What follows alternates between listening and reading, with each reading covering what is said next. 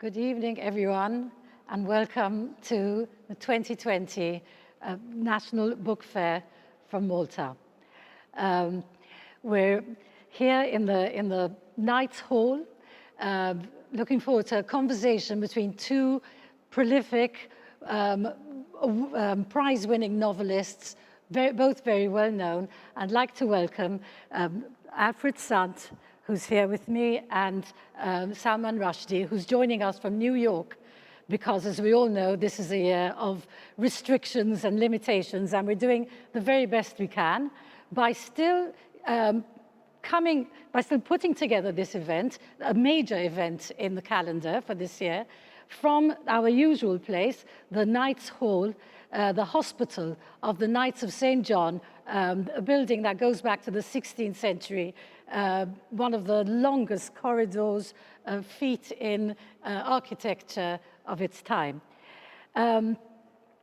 I'd like to let the audience know that should you like to send any questions as you hear the conversation, should you like to participate by sending a question, you can do so through Messenger, through the message space under the window. So you're very welcome, and in that case, I'll have the opportunity to read your questions at the very end. And without much ado, I'd like to go straight into to start our conversation with a very brief introduction with each of our writers and straight into their works. So I'd like to begin with Alfred Sant, who's here with me in the hall. One could say neither of our writers needs much introduction, by way of introduction, but of course there are some highlights to their careers which must be brought out. And in the case of Alfred Sant, not only a preeminent writer in Malta, in fact, the winner of the Lifetime Award 2019 by the National Book Council, but also one of our former prime ministers, 1996 to 1998, and currently a member of the European Parliament, one of our Maltese MEPs. So with this full career in politics that spans decades, yet you have a list of works that is impressive and that spans a number of genres. You started writing plays, drama. You write short stories, and you've been doing a lot of that recently. But you're also one of the few Maltese authors who has written some serious full-length novels. And I'd like to ask, as a first question, how you managed to bring the two together, and if you feel your novels are particularly political or ideological, or at least social in their concerns. I was thinking of Labidul Atmim, for instance. No, I don't think that at all. Okay. For me, what I write are stories. I'm interested in stories. It doesn't matter whether I'm a doctor, whether I'm a politician, yes, whether I'm a hospital worker. I'm just interested in writing stories. And of course, the experience you get from other ways of living, that works into what you write. But it doesn't have any kind of reflection on a determinate basis. Okay, so separate concerns. There is, of course, a social element, but of course, literature is life. It's inevitable. So you don't feel your writing is part of your political, it's actually something you do in between? People told me my politics is part of my writing. So it's the other way around? Some people told me. Oh, Might be like that. I like that. And Sir Salman Rushdie. Sir, because Salman, in his many achievements, was also knighted by the Queen for his services to literature. He has served as chair of PEN for a number of years and has lived in many countries. Born in Mumbai, educated and lived in England for a long time, and now in New York. In fact, he's joining us from his study in New York, in Manhattan, right now. Welcome, Salman. Hello. Very nice to be with you. Thank you. Very happy to have you here. And I thought, my first question to you is, you know, all this moving around, you've lived in so many different places, and yet you continue to write about India through your characters and the situations, not exclusively. So do you feel that the distance gives you perspective, or is it a case of your imaginary homeland? Do you imagine your India? I mean, I would like to think that when I write about India, I'm writing about a real place. You know, I certainly, it was important to me from the beginning that Indian readers would recognize that, you know, and would feel that this wasn't some some outsider's work, you know, because there's enough of that. There's plenty of English people writing about India in a way that sometimes it's impressive, but sometimes you feel that they're not writing about the real mass of the country, you know, and certainly from the beginning when I wrote Midnight's Children, I wanted to write about an India that Indian readers would recognize, you know, and one of the great pleasures of my work has been that has been the case, you know, that the response amongst Indian writers has been very warm. But I do think there is something to be said for stepping outside for a little bit, you know. There's in one of my books, there's a character who says something like, I will now misquote myself, who says, the only people who see the full picture are the ones who step out of the frame. I like it, yes. And I think there's certainly, you know, India is so immense and so various that you sometimes feel that it's impossible even to render the life of one street, you know, in a book, because there is so much life, you know, and sometimes to step a little bit away from it gives you the courage to take on the subject. I think sometimes I felt that, but you know, the last while, I mean, I've been living in America now for I think close to 21 years, and as a result, not surprisingly, the books have shifted their attention, you know, and so I guess the last three novels certainly have been primarily American novels. Yes, Quixote in particular, and that's a very recent one. I mean, it adds to your Booker recognition. Midnight's Children, which you mentioned, your second novel, won the prize. I mean, that's something for a second novel. And in the meantime, you've had two more nominations, shortlisted twice, and last year for Quixote. That's something I'd like to come back to, the way certain themes and ideas are rewritten, and Quixote is one of these. And but before I get there, I'd just like to connect what you said about stepping out and being out of your country, perhaps to write about it, to something also, Alfred, that you spoke about in an interview that you gave for Steyer ta Steyer, where you say that you felt, even as a young man, and you encourage other people to leave this island for some time, it being so small. Perhaps, did that give you perspective? I mean, you write about Malta. Yeah, but the contrast with India is that India is so huge and we're so tiny. Yeah. And living in such a tiny island gives you, well, the idea that you have to live outside first. Then you come back. Then you talk about where you come from, but through the perspectives that you get from living abroad, from having your experiences abroad, whether it's the US, whether it's the UK, France, wherever. And that's something that's different in Malta for Maltese writers to writers from other countries which have much bigger dimensions within which they live. And that's, I think, important. But you know, sometimes I have envied writers who are very deeply rooted in one small place. The way in which William Faulkner, for example, made an entire lifetime out of writing out of this small town, Oxford, Mississippi, which he fictionalized, and yet managed to create a whole world out of that small place, you know, and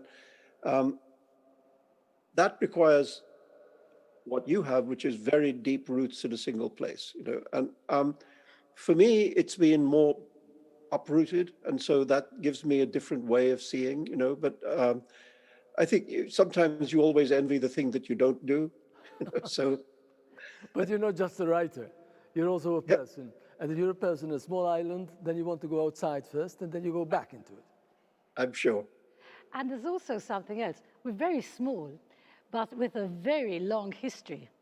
And I feel in a number of your novels, what you've done is sort of imaginally inhabit the past. So we have depth, perhaps, if we don't have breadth. We have depth. And in Lal Ata Iscariot, the Fields of Iscariot, you dig right back to the Phoenician past. In La Bidul Atmim, you sort of inhabit the 16th century with a knight who's your... But Salman does that much better than I do. And he's doing it all the time. I think it's one of the things we have in common, which is that we have cultures with very, very old histories, going back, I mean, even thousands of years. And I was a historian before I was a novelist. My subject at university was history. Oh, really? And so I've always been very interested in in what history can show me about how to write fiction, so I think I've written historical novels. I mean, sometime with The Enchantress of Florence, that's in the 16th century. Exactly. And actually, I'm quite tempted again right now. I think that having written these three consecutive American novels, I find myself diving back into Indian history even earlier than that. So maybe the next novel will come from that.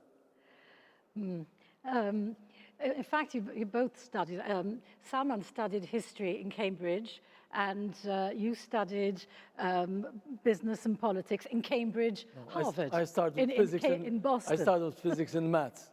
Physics So and that's maths. quite different. And then different. business. The whole question is... I was supposed to do that. Really? When I was young, my best subjects were physics and math. Oh, come on. But yeah, my Still parents lots more assumed that I would be either a mathematician or a physicist. Well- And then I kind of betrayed them by jumping over into this world which they didn't think of as a real job.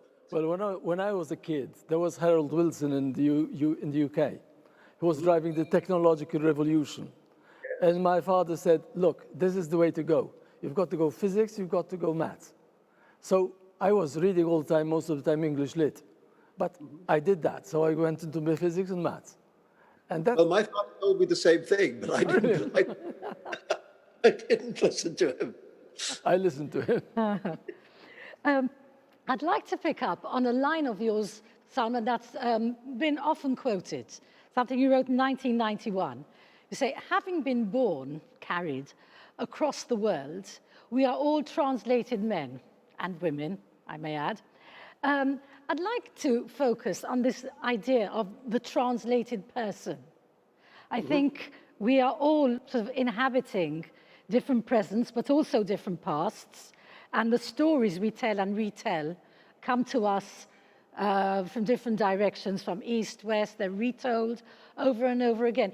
Can you elaborate a little on this idea, this concept of the translated person? Interestingly, the language sometimes reveals its secrets. If you look at the origins of the word translation and the word metaphor, one from Latin, one from Greek, they both come from the roots meaning to carry across. Yes.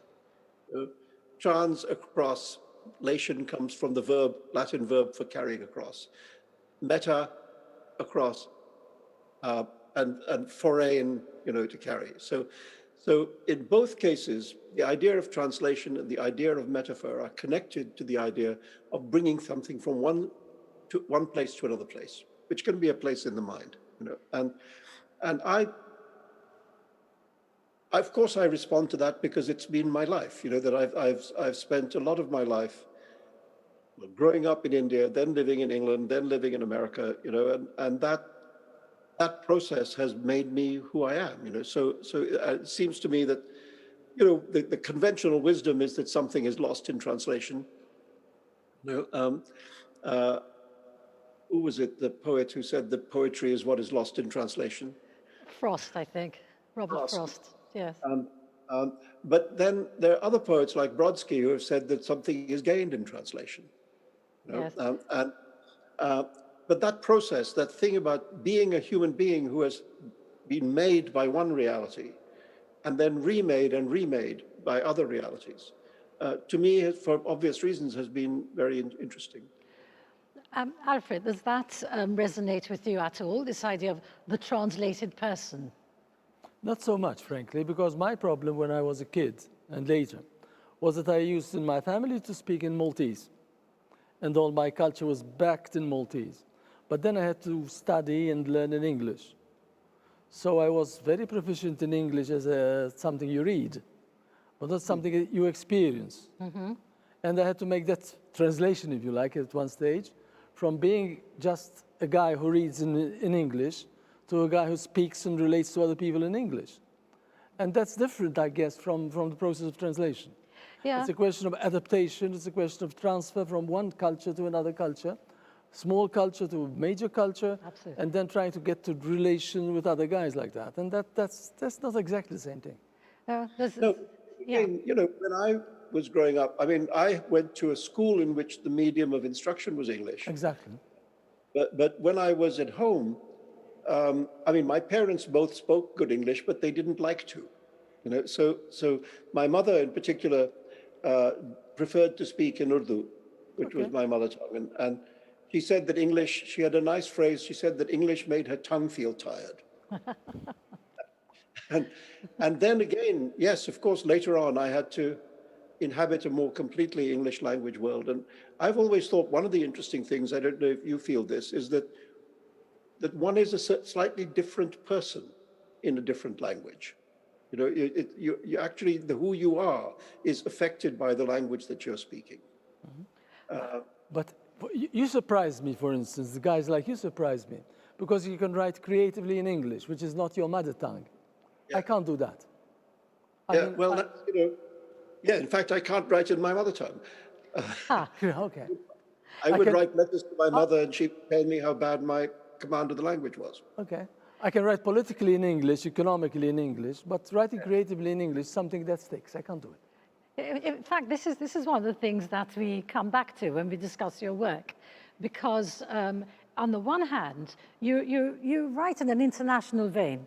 You don't feel that your works are, they're local, but they're global in the same way as you know, reading other writers who are not from here.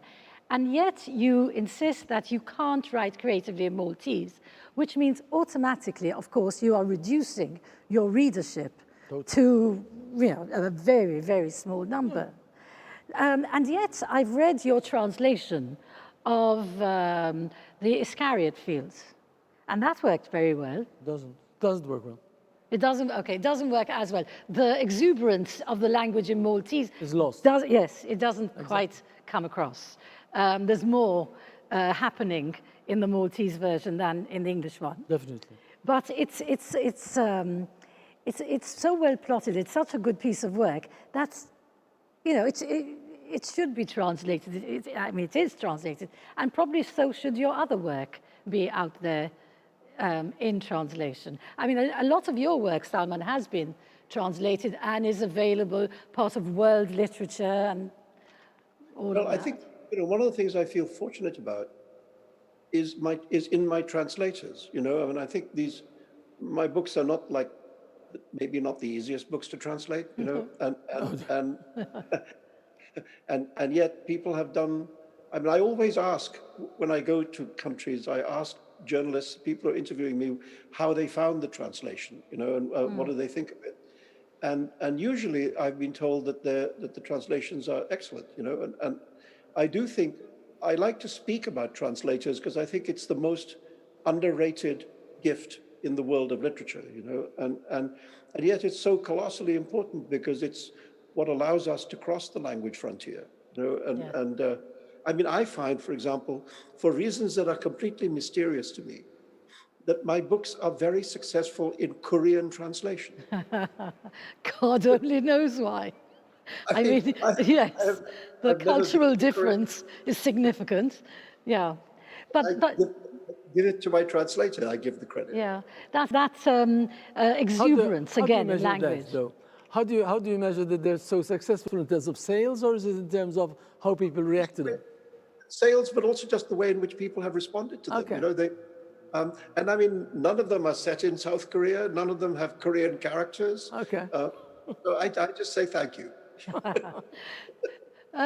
In your novels, Salman, the characters make use of their other languages. You hear Urdu in their English dialect, maybe Hindi, maybe Arabic, echoes of other languages, which reflect the way people really speak. They sound like authentic dialogue. I think that's one way that they sort of belong. But I mean, that must be a massive problem for translators to work around. But you have to, when you use another language, what you have to be careful of is that at least the general meaning of the word is clear from the context. So you know that if it's something to eat, you know if it's a swear word, Yes. etc. So as long as that is clear, then the precise meaning doesn't matter so much. And after all, for example, here in America, a lot of American Jewish writers have always dropped little bits of Yiddish into their English texts. Writers like Philip Roth and Saul Bellow, and, Leon Uris, yeah, they all do, yeah. The singer, etc. And again, it's the same thing. As long as you know what kind of thing is being referred to, then the precise meaning, I mean, you can do without. I mean, I remember once reading a sentence in a Philip Roth novel in which the main character receives what he calls a zetz in the kishkas. Okay. I didn't know what a zetz was or where kishkas were, but it clearly was painful. Yes. But how do you feel, for instance, compared to a guy like Joseph Conrad, who was Polish and wrote English when he learned English I think he was 22 when he started learning English. How do you feel compared to that kind of guy?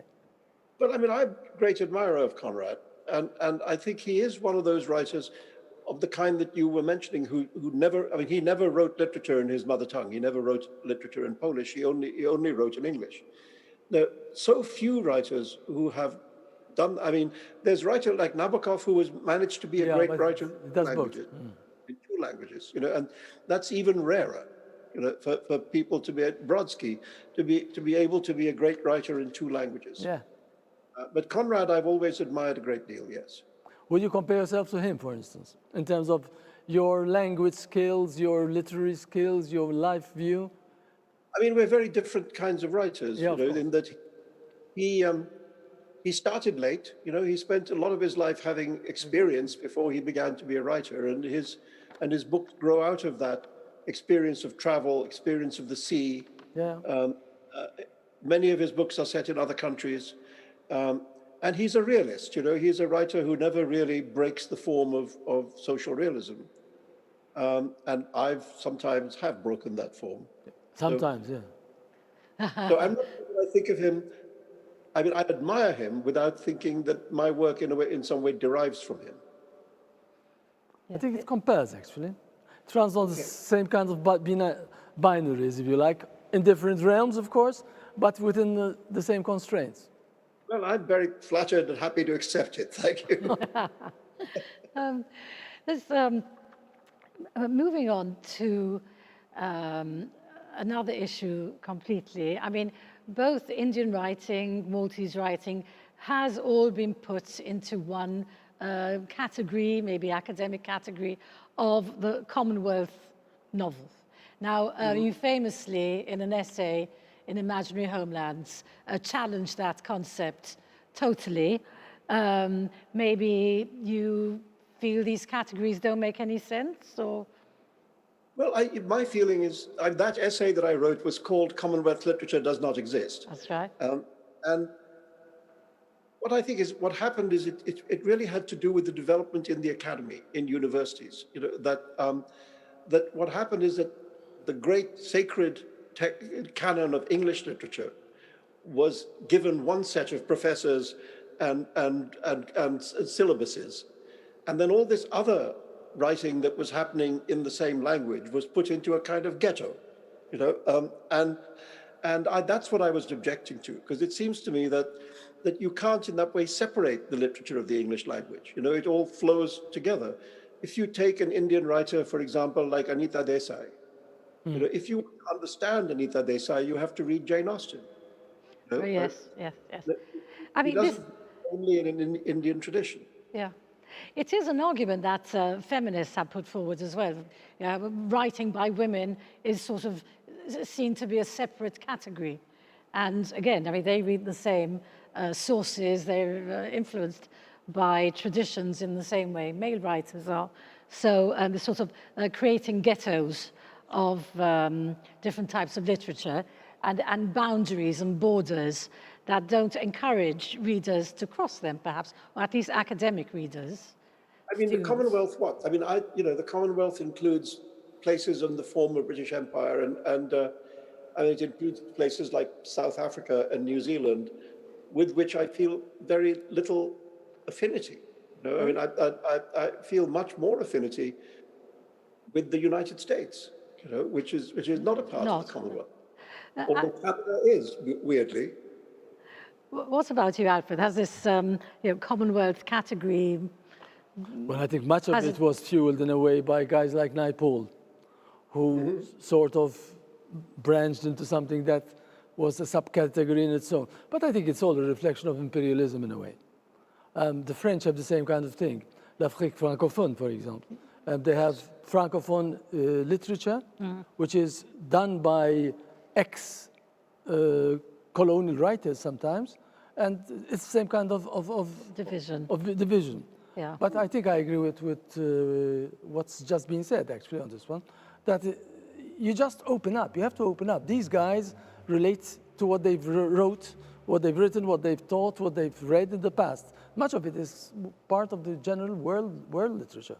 But I'm a bit surprised that you don't relate to Australian literature. Why? No, I like it. There's lots of Australian writers that I admire. I just don't feel I'm part of the same project. Really? Okay.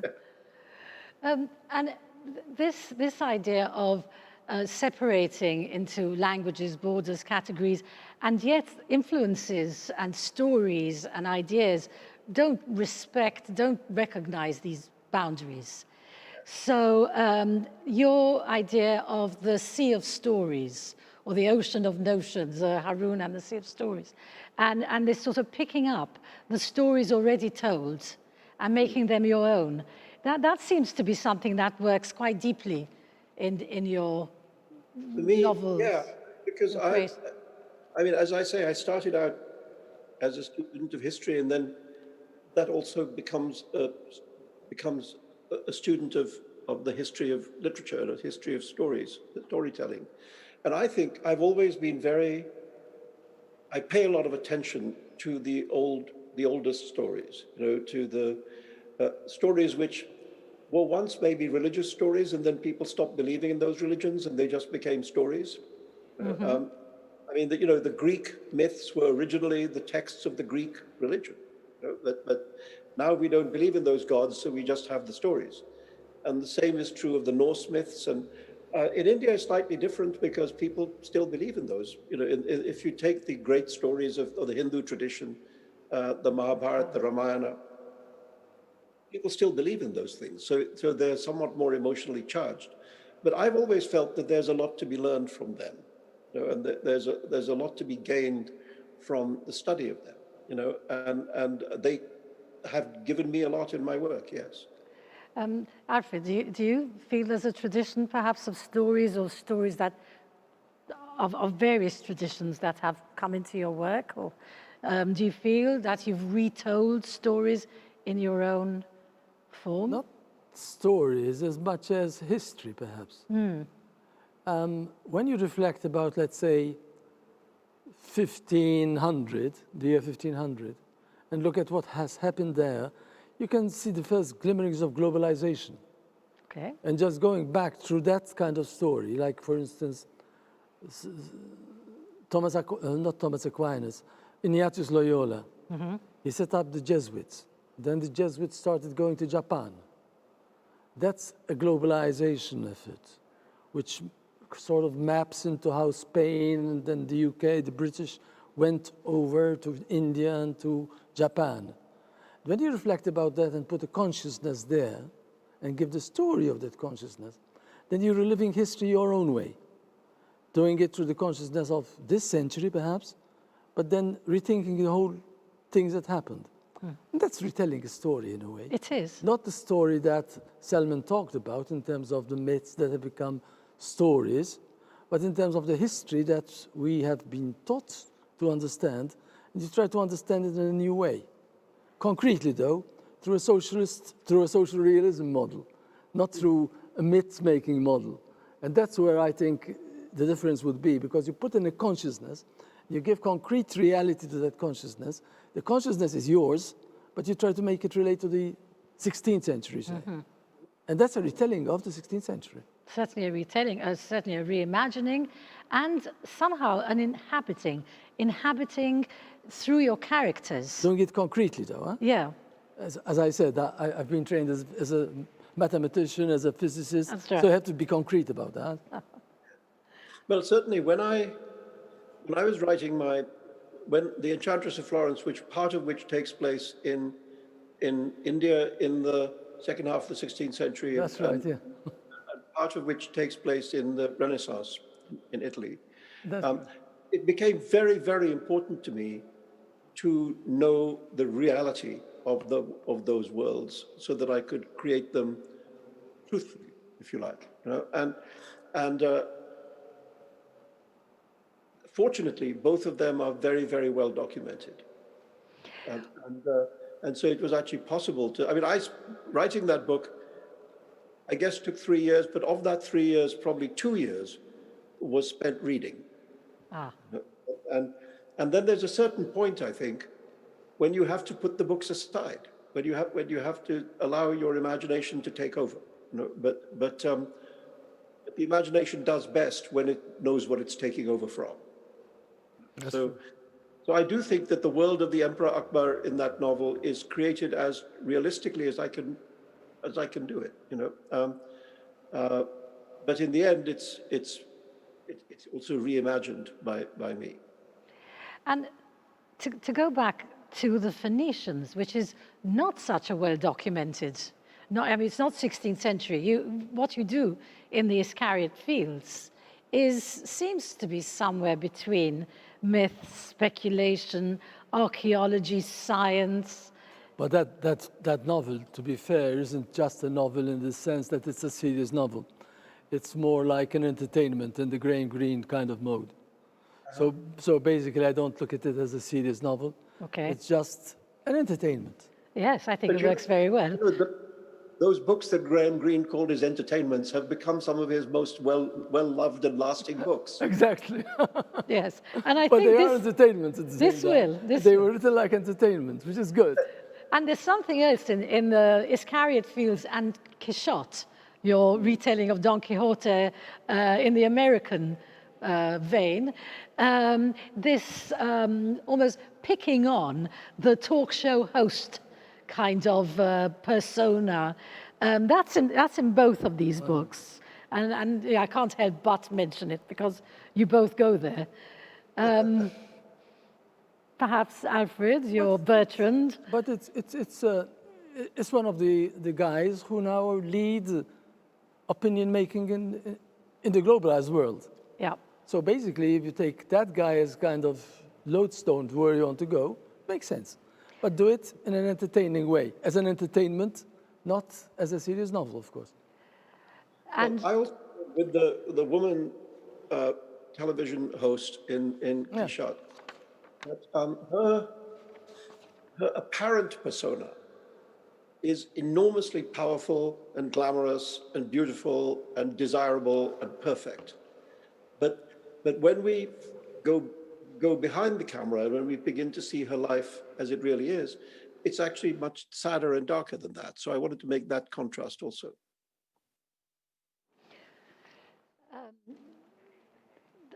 Yes, but there is a sort of level of satire, a sort of dark humor that runs through, very thickly.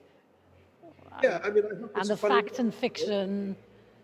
I hope it's a funny book. There's something very satisfying about writing black comedy, because it means you take a time which is in many ways not particularly funny, and you find the humor in it. And you can kill your characters, you can destroy them, you can bring them back on stage. It's okay. It doesn't really matter. They fall out of planes and have conversations on the way. Satisfies my desire to murder people. Exactly. This also reminds me of another of your essays, part interview in Imaginary Homeland with Edward Said, where you speak about the danger of perceiving the other, getting to know everything, forget the other, everything, through the media, that the media forms the way we perceive, and as you said, what an important role they've started to play in forming perception and having such a sway on people's ideas. Dangerous? Is that just the climate we live in? Well, I think it's certainly featured in both of those novels of yours, this worry, this fear. We do live in, I mean, one of the concerns of Quixote, one of the more serious concerns, is that we live in this world in which truth coexists with untruth. And it becomes very difficult sometimes for people to distinguish which is which, and I think when we live in such a world, it can be something close to insanity, if you don't know what is real and what is unreal. And I think certainly in the United States, particularly in the last 4 years, we've lived in that world, and I hope we may be about to emerge from it. Yes, the jubilant scene in New York at the moment. But on the other hand, it's always been like so. Not to the extent that you've had it under Trump, perhaps. Yeah. No, I mean, there's always been a problem, but the problem has been enormously exacerbated. Yeah, because the means of communication now do it for you. But in the past, it used to be done differently, and it used to be done as well. I mean, how to manipulate views, opinions, through certain ways of state power, for instance, of caste power, if you like. I feel this is one of our central theme in not only in literature, but in journalism, in media, that's happening at the moment. But I'd like to take just a tiny break to remind our listeners that should you wish to participate, should you wish to send in a question, you can do so on Messenger, and I can read them out in about 20 minutes. So if you do have any questions, now's the time to send them.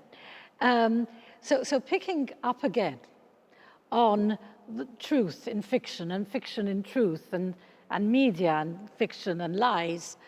And is that always the case, as Alfred, you suggested, or is it something particularly of the moment, in your opinion? It's always been the case, but the point is, if you're talking about creative writing, it's got to be a story. So how does it fit into a story? Or how can you have a story about that, or within that, or a story that shows how that happens, if it's worthwhile or not? That's one of the things that are of interest to me, but it's not an essential interest as far as I'm concerned. It happens because it's there, not because I want to talk about it specifically. Okay, so it's not the theme you're going for, but it's part of the reality. It's part of the context, yeah. Yes, yeah. And I would agree with that. It seems to me that this is not true of all writers, but I think it seems to be true of both of us, that the heart of the art is the story. There are writers for whom story is less important. That they place more emphasis on mood and characterization, psychology, and other things, which are also, of course, valuable. But I have always felt that the story is the engine that drives the work. And for me, it's always at the heart of whatever I'm doing. And I don't believe, you see, that literature should be polemic. I don't believe that literature should be politically. I don't believe it should be telling you what to think. I mean, James Joyce had a nice phrase where he said that The way he put it was that literature should be static, not dynamic. In other words, that literature should not seek to change things, but simply to be. You know, to the creation of a world that the reader can inhabit. You know, and I think that's not a bad guideline. But then one point as well would be this, that when one says story, doesn't mean narrative. It could be a story that's inside the head, if you like, as much as outside the head. And the story can be both inside the head and outside the head, which would not be just a narrative. So there you have, you can mix things up as well within that kind of context. And on the other hand as well, I agree that it shouldn't be a polemic. And it should not be, but it can be. It's not possible to sort of make one size fits all discussions, one size fits all solutions about stories or about literature, basically. And anything can do sometimes. So there are no real limits to what one can do. Well, of course, there are books that are polemical that have been very enduring. For example, George Orwell's books. You know, for example, Animal Farm or 1984. Yeah. Books which were written deliberately to be pedagogic, yeah, like Pilgrim's Progress, if you want. Yeah, guide to live by. But still, I'll come back to this idea of the story, and a couple of things you said about rewriting or the truth in stories. I think it is in a interview you had with Günter Grass, I think. There's a kind of truth you couldn't tell in other ways. So using a fiction to tell a truth. Yeah. And you also say, yes, I know it's been sung before, but I'll make it mine. So the retelling through stories maybe made your own seemed to play a big part. I think in the case of Grass, it's an obvious case that he's writing in the immediate aftermath of Nazism. Yes. And he's trying to, in some way, say what that was. You know? And the way he does it is by departing from straightforward realism and creating this image of this little boy who refuses to grow up, you know, and plays on a tin drum. You know? Yeah. And by refusing to grow up, he's able to observe the adult world because they don't think he's significant because he seems to be a child. You know? And so that device allows him to have a point, a way, an entry into the history, the recent history of Germany, which creates a masterpiece. You know, so that's I guess what I meant. That if you can find your way through fiction, it can be a way towards a more profound experience of the truth. Yes.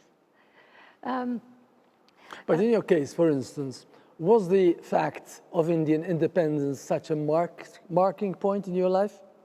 Well, it was in this way that I am exactly 8 weeks older than the independent state of India. You know, I was born in 8 weeks to the day later. The country became independent. And so it meant that growing up in that reality, I was a member of the first generation of Indian children. And that means something to you. That means something to you. Yes, who were not under the yoke of a foreign power, you know. That the first generation of free children to be born in the country for more than 2 centuries. But you're making a political statement there. Huh? Well, I'm saying that it was a transformation. You know, it was a moment. It was a.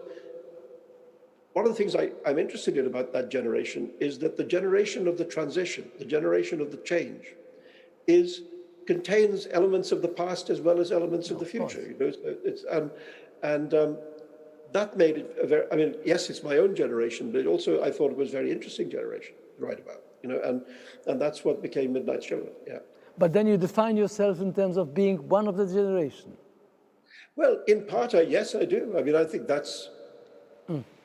It's just that's the world I grew up in. You know, I mean, I grew up in a world in which the consequences of independence were everywhere, but the presence of the British was also still everywhere. It's the same here. I was born 2 months before independence, 2 months and 2 days before independence. And the British presence was still everywhere and all around. And it was a longer journey, I think, until complete independence, even economic independence, and so forth. And it was a very important part of our local politics for a long time, and also became perhaps an issue even when we came to join the EU, because we have this long history of being taken over by one power after another. So here we are about to ask to be taken over, in a sense. It wasn't an easy decision. But I mean, I think the fact that here we are having this conversation in English. The reason English was in India was because the British were there. Exactly. The reason there is an Indian literature in English is because the British were there. Although now, of course, it's moved on from that. I think now, actually, if you go to India, the British influence is not as great as it used to be. But the importance of the English language is still very Still there. Yes, well, as a global force, I mean, and of course it's the same thing here. I mean, some of us are first language English speakers. My parents, like yours, spoke English very well, preferred to speak Maltese. So we grew up with this sort of two languages. My father's generation grew up with Italian as well, which started to fade. And these things change, and the influences of languages and cultures shift. Maybe there's more American influence in India now than British. There is. And it's still through the same language. I mean, growing up in Bombay, yes, my mother tongue was Urdu, and I went to an English language school. But there was also Hindi, which was the national language. Mm-hmm. And there were the two very powerful regional languages, Gujarati and Marathi. So you have at least 5 languages being spoken in the street every day. And even though you don't have to be fluent in all of them, you have to have some degree of knowledge of them in order to function. So what were the novels you read as a boy, for instance? What novels did you read? Sir Walter Scott or G.A. Henty, for instance? No, not them. I mean, the English language fiction that arrived in India was a little bit spotty. Some books came and some books didn't come. Okay. There was a series of books about children in the Lake District under the generic title of The Swallows and Amazons. I read those. All right. Winnie the Pooh somehow did not show up. I didn't experience Winnie the Pooh until much later when I was too old for Winnie the Pooh. Okay. Alice in Wonderland showed up, and I think was one of the first books that I really fell in love with. So yeah, I mean, there was a lot of English children's literature around. There was a lot of English children's schoolboy literature and schoolgirl Exactly, literature. yeah. Did you have that as well? Yes, about children at boarding school, boys and girls. Yes, as we did. Which provided a very idyllic view of boarding schools out of England. And when I went to England to boarding school, I discovered exactly how wrong those books were. In our case, we used to have, like Victorian novels, G.A. Henty, for instance, all those novels you read through, and they gave you a sense of empire as well. So even that sort of instilled a kind of inferiority complex in a way towards the English way of doing things, because they had this model that they sort of passed over in terms of these adventure stories. And you have to outgrow that and grow out of that as well. Not just into the language, but out of the culture. For sure. And I mean, in India also, for a long time, the history books that were available were the books that had been written during the imperial period, and they made the British to be heroes and some of the Indian resistance to that to be not that heroic. And then at a certain point, those history books were rewritten, and suddenly the Indians who had been demonized by the English language history books, by the English history books, suddenly became heroic. So it also taught me a lesson about history, that every generation, every age rewrites history according to its own experience and its own values. I'd just like to move to another topic as we really are sort of drawing to the close. You've both had experience of being involved in writing for other forms, for theatre or musicals, or well, at least with music, with you two, and the ground beneath her feet. There's something going on there, and I think you've written screenplays. So perhaps you could tell us something about that experience. And you've had similar, the Balsaneta Towers, Alfred, and the plays that you stopped writing. Well, I don't know. In my case, I've mostly written prose fiction and nonfiction. But yeah, I mean, the thing about theatre and film is that it's the pleasure and the difficulty for somebody who's used to sitting alone in a room and doing the work, is that these are collaborative forms. So that when you finish a novel, the novel is finished. But when you finish a screenplay, you're only one step on the way to the work. Right. Yeah. And so it requires, for me anyway, it required a relationship with the director, which had to be a very deep relationship of trust. You had to feel that you were both embarked on the same project, that you weren't pulling in different directions. And so when we made the film The Midnight Children with Deepa Mehta directing it, I really felt we had that relationship, and that made the experience pleasurable. Adapting for the stage is different again, because I remember, again, I think it was actually adapting Midnight Children. I mean, in Midnight Children, there is quite a lot of sex, but it's almost all off stage. It's not really described in detail. But in a play, it was all dramatized. So somehow the play version of Midnight Children had a great deal more sex in it than the novel. That was something very different. So it's the same. It's the same story. It's the same plot. It's the same, but it's being translated into different forms, and different aspects of it seem to be emphasized. It can't be in the mind, it has to be on the stage. Yes, everything's on the stage. And that's something you have experienced. I mean, you've worked a lot with the stage. Well, at the beginning of your writing career. My first love was theatre. I wanted to be a dramatist. But then, as Salma just said, it's a collaborative project. If you don't have guys to work with you, and in a small country, that's very difficult. So, though I did have this kind of urge, eventually I decided, no, it can't be done. It's going to be too much of a waste. You're right. I used to believe, I still do, in what I call literary drama, where it's something that's been written. I don't exclude that there are other forms of drama, of course, but I still believe in literary drama. But it didn't work out, so I said, close the chapter and just do something else. Yes, in fact, you said so at some point that you're not going there. You just drew the line on that. I drew the line because quite a number of plays I wrote were going to be produced, and they suddenly folded up. Oh, so disappointing. Just no point. But you had something to do with Balsaneta Towers, and that's a recent. But that's again another disappointment. Oh. Because it was written as cabaret. Yes. And it was transformed into a musical. Okay. And I don't want to write musicals. Right. So again, the collaboration, perhaps, we weren't quite working on the same project. We were, but for production reasons, it was changed. So I don't say anything against that, but it doesn't suit me. It's not my style. Well, interestingly, after a very long time, this year, in this strange year,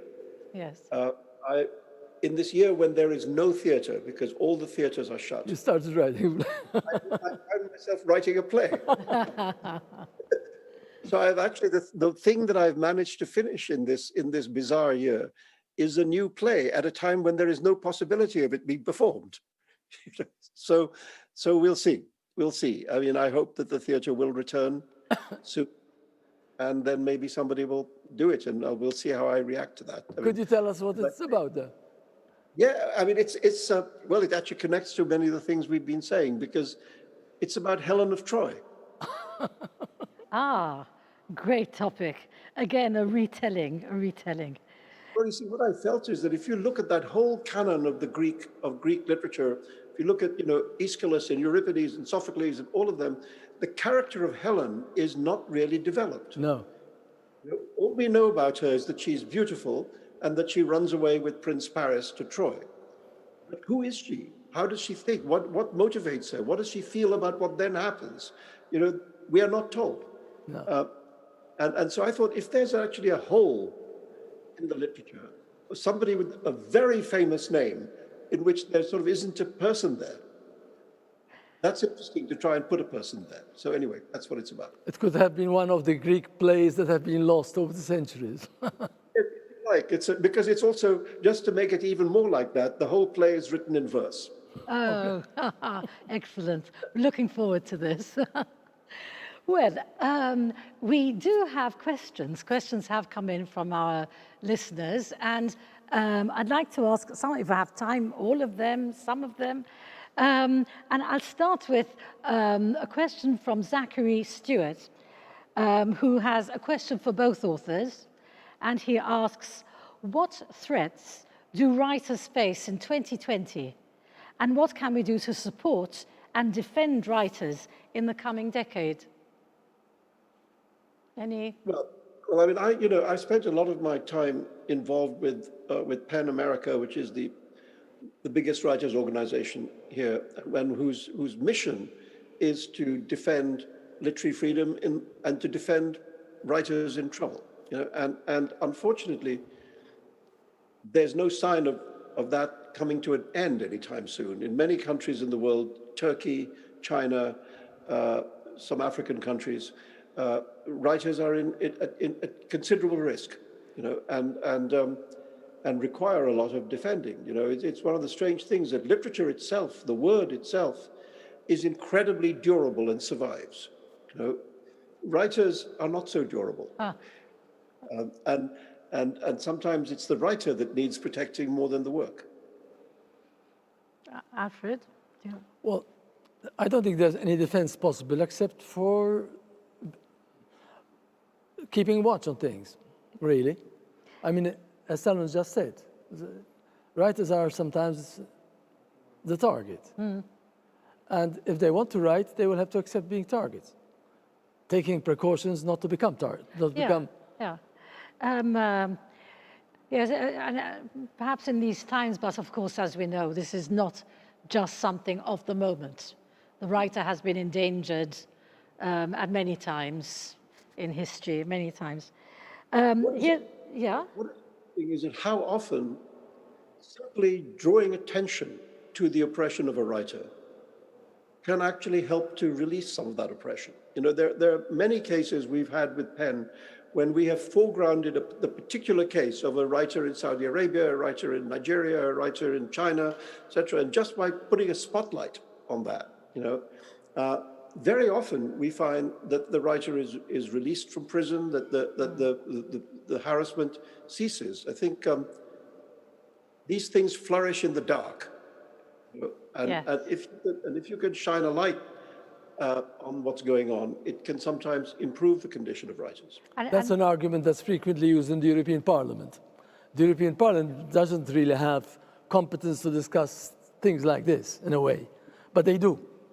And the fact that it's discussed and that there's a resolution coming up on things like this, people say, is beneficial to guys who are under some kind of trouble like this. And hidden in the dark, exactly. It's because like you shine a light on that, and it immediately sort of creates reactions, the right reactions, of course. And these are strong organizations. PEN is a very strong organization. In England, there's the Society of Authors. There's here we have the National Book Council, and they do take stands, and that's, I suppose, what we have to defend our writers.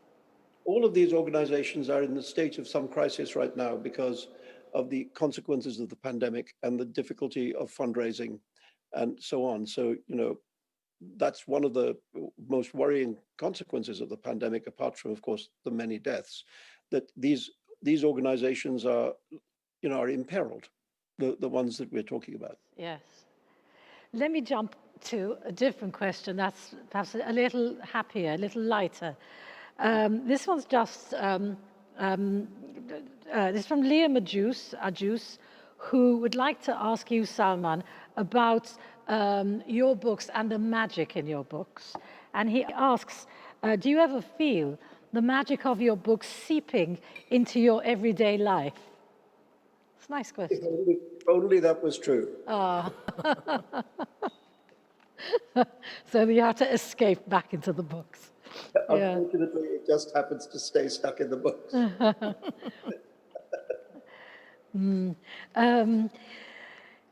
Another question to both from Deborah Grech. This is a personal question in a sense about your reading careers, if you like. Which book, in your opinion, is the book that one must read in their lifetime? If there's only one. Only one? Only one. I think he had mentioned the Arabian Nights on a, on a desert island. Arabian Nights is cheating because it's really a lot. Yes, Really a a nice cheat. Yeah. It's a toss-up. Don Quixote or Anna Karenina. Okay. Yes. I mean, I have to say Don Quixote right now because I've just written a novel inspired by it. Yes. But I also think that, I mean, I'm a great admirer of James Joyce, and I have read Ulysses really quite a few times in my life. And I think people are sometimes afraid to embark on Ulysses because they think it's going to be a very difficult and complicated book. But the fact is that it's also a very funny book, you know, and a very deeply feeling book. And I think, and also one of the male writers who most deeply understood women. You know, I think the soliloquy of Molly Bloom at the end of Ulysses is one of the most remarkable texts about the inner consciousness of a woman ever written by a man. You know, so I would suggest Ulysses by James Joyce.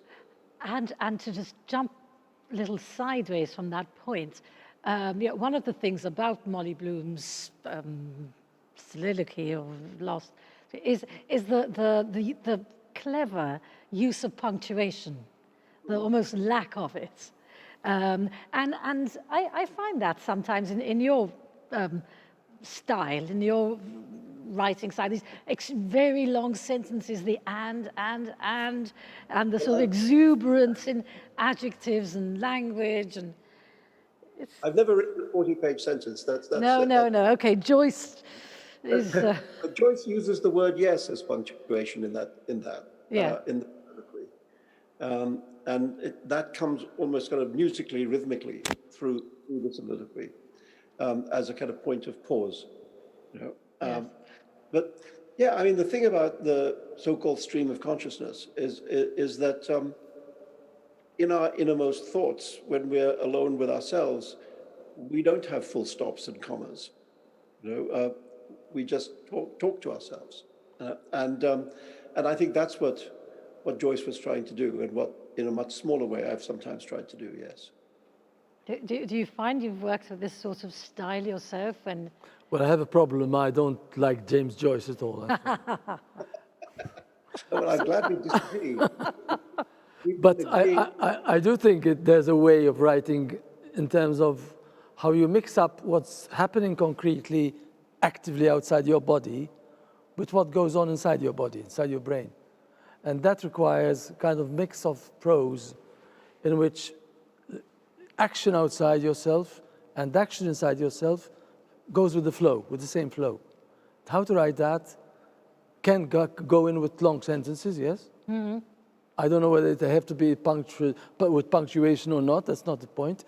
But the whole point is to convey the feeling that while you're thinking, you're moving. While you're moving, you're reacting. While you're reacting, you're memorizing other things in the same flow. And that could come into the same kind of stream of consciousness kind of model. I'm not sure it's the same kind of thing. but the sense of flow, I think, yes, it's the same sort of thing to a point. This flow of thought and action and reflection. And reaction and interaction. Yes. I mean, actually, Virginia Woolf is another writer who does something of this sort. That's right. Something of what you're saying of both the interior life and the exterior life. A book like Mrs. Dalloway is a wonderful example of that. Here's another question to Rushdie about the Satanic Verses Do you consider it a case of, this is from Joseph Hainaut, do you consider it a case of travel literature? What's your opinion on, is it? No. No? I mean, that's the thing that people, well, I think people who've read it know this, but I think many people who haven't read it don't realize that most of that novel is a novel about England in the 1980s. And and not just about England, but specifically about the Indian immigrant community in London in the 1980s. I always thought of it as a London novel. I thought of it as primarily a novel about, in the way that Midnight Children had been a novel about Bombay, I thought of this as a novel about London. And of course that's not what happened to it. But the things that people talked about all the time are really 2 chapters of a 600-page novel. And one of the things that I'm happy about now, that people are finally able to read the novel simply as a novel and not as some kind of hot potato, Yeah. is that people are able to see the novel that's actually there, and what I think that is a novel primarily about immigration, a novel about what it is to come from one culture and try and make a life in another culture. Okay. And what is enriching about that move and what is impoverishing, what is dangerous about such a move, what challenges the self, about the kind of changes you have to make in yourself. I mean, that's what it's about. And also, when it first came out, people thought it was a funny book. And then because of everything that happened to it, people stopped thinking of it in that way. But now I think maybe people can rediscover that it's actually quite a funny book. And those themes, very much 80s themes, fine, London, the UK and immigration, but very current at the moment too. I mean, this is not a reality that has gone away. On the contrary. No.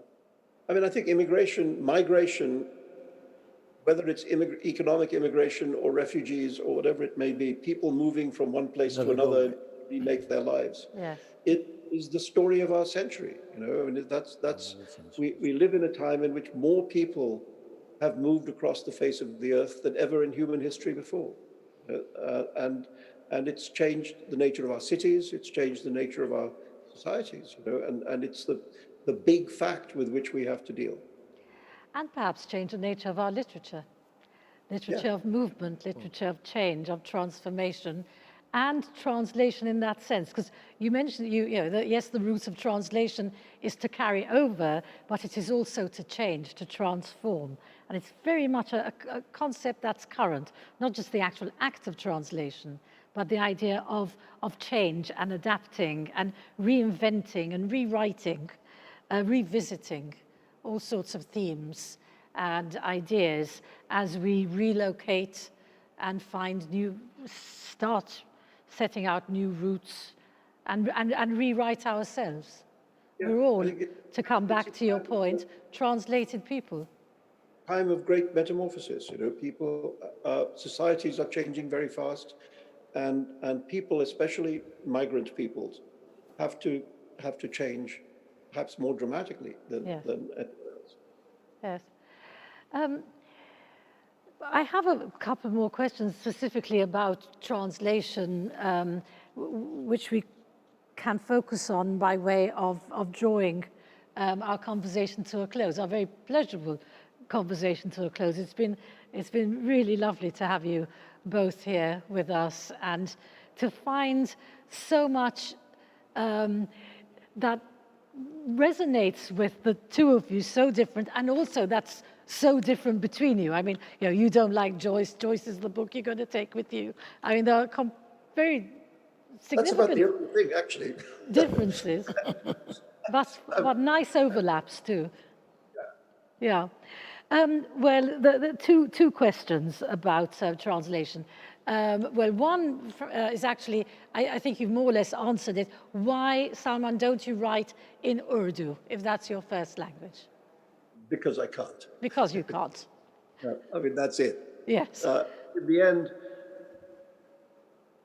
the end, you fall in love with one language, and and for me, that has been English, and rightly or wrongly, that's it. There's no possibility of anything else. Well, that was Mario Casal's query. And one final question for Alfred from Josephine. How come you decided to translate your own novel? Because I had some free time. People told me my stuff is untranslatable. I wanted to check. Okay. They were probably right, yeah. I don't think anything is untranslatable. We're all agents of change and transformation. I think on that note, we can draw our evening to a close. Thank you, everyone, for joining us. This is the first day of the National Book Fair in Malta, from Valletta, from the Knights Hospital, no longer a hospital, thankfully, but a place where usually a lot of people meet and exchange books and ideas for this week, this 1 week of the year. And this year we'll do it in this strange, distanced way, but hopefully still providing a lot of ideas for new things to read and new things to discover. So thank you very much. Thank you. For accepting our invitation. Thank you. Thank you. Bye. Very good to be with you.